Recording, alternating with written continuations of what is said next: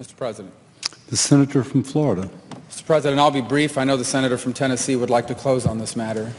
I think everything that needs to be said about the details of this deal have already been said. I do want to be recorded for history's purposes before I know what is going to happen in regards to this if it goes through. Iran will immediately use the money that it's receiving in sanctions relief to begin to build up its conventional capabilities. It will establish the most dominant military power in the region outside of the United States, and it will raise the price of us operating in the region.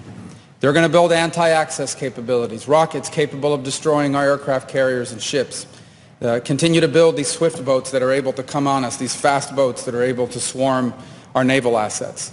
And they'll make it harder and harder for U.S. troops to be in the region. They'll also work with other terrorist groups in the region to target American servicemen and women.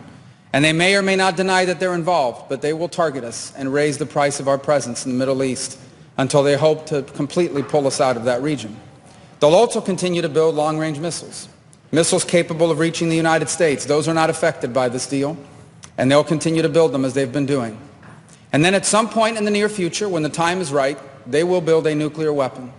And they will do so because at that point they will know that they have become immune, that we will no longer be able to strike their nuclear program because the price of doing so will be too high.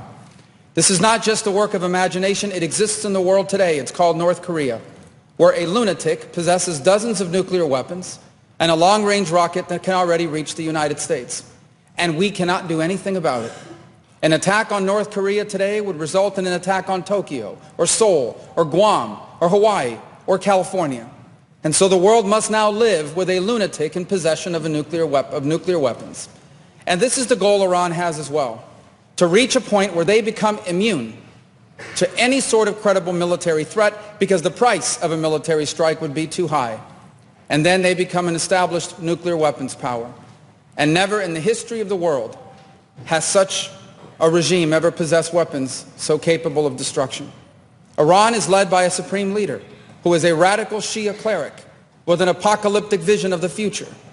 He is not a traditional geopolitical actor who makes decisions on the basis of borders or simply history or because of ambitions.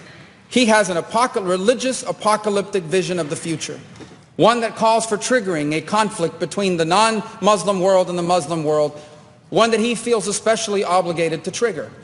And he's going to possess nuclear weapons. This is the world that we are on the verge of leaving our children to inherit. And perhaps we ourselves will have to share in it. And so I want to be recorded for history's purposes, if nothing else, to say that those of us who opposed this deal understood where it would lead. And we are making a terrible mistake. And I fear that a passage of this deal will make it even harder for us to prevent it. And I hope that there is still time to change our minds. But here's the good news. Iran may have a supreme leader, but America does not. In this nation, we have a republic, and soon we will have new leaders, perhaps in this chamber, but also in the executive branch. And I pray that on their first day in office, they will reverse this deal and reimpose the sanctions and back them up with a credible threat of military force, or history will condemn us for not doing what needed to be done at this critical moment in the world's history. I yield the floor.